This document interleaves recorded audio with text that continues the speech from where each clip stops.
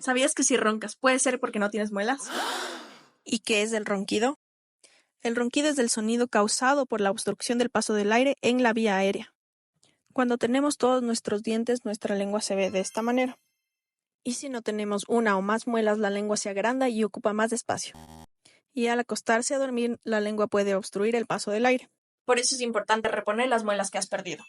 Puede ser con un implante, con prótesis removible o con prótesis fija. Si te gustan estos videos, sígueme para más contenido.